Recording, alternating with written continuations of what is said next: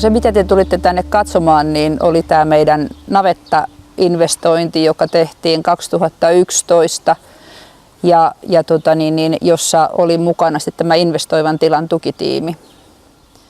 Meillä oli vanhassa navetassa eläinten olosuhteet sellaiset, että me haluttiin niille paremmat olosuhteet, eli eläinten hyvinvointi oli se ykköskohta, minkä takia tätä investointia lähdettiin suunnittelemaan.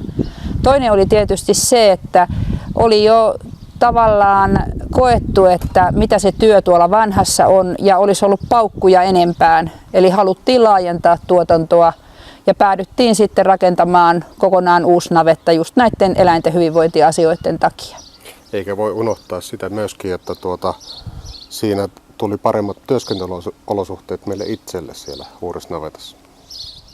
Käytännössä se investoivan tilan tukitiimi oli se ensimmäinen yhteistyötaho, jonka kanssa tehtiin alkuponnistukset, eli siinä oli eläinlääkäri, sitten siinä oli seminologi, jalostusasiantuntija, sitten siinä oli suunnitelmat tai piirustukset tehnyt arkkitehti, sitten oli tämä ProAgrian rakennusinsinööri, sitten oli talousasiantuntija, ruokinta-asiantuntija, sorkkahoitaja ja sitten tietenkin tuli mukaan myös, kun lähdettiin rakennusprojektia toteuttamaan, myös tuo rakennusporukka ja rakennusporukan vetäjä ja sitten tietenkin kunnan rakennusviranomaiset, paloturvallisuusihmiset ja pankin ihmiset, pankinjohtaja ja maatalousasiantuntija, sitten tietysti lajetoimittajat sitä mukaan, kun he tulivat kuvioihin mukaan. Kyllä me pääasiassa ollaan tyytyväisiä siihen. Me käytettiin niin pitkä aika siihen suunnitteluun, että olisi aika kauheata, jos ei sitä olisi tullut sellaista kuin mitä me haluttiin tai joku asia olisi ollut oikein totaalisesti pielessä. Ja kun myös saatiin sitä apua niin paljon kaikilta asiantuntijoilta. Mutta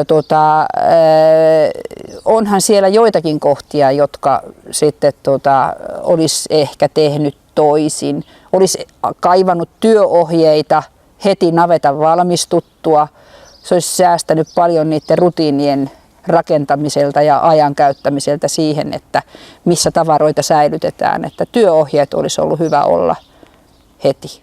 No semmoisia vastaan tulleita ongelmia oli. Yksi ainakin tulee mieleen, niin oli jotta tämä toimittaja, joka toimitti lietekuiluelementit, niin heiltä oli laitettu toimenpidekieltoon, käyttökieltoon semmoinen valupöytä työturvallisuuden takia. Ja se viivästytti sitten elementtitoimituksia, me jouduttiin odottamaan niitä. Mutta me sitten käytettiin se aika toisessa kohteessa, sitten tehtiin niitä valmiiksi, se mitä pystyttiin ja sitten siirryttiin takaisin siihen suunnitelmaa, mikä oli, kun saatiin ne elementit sinne.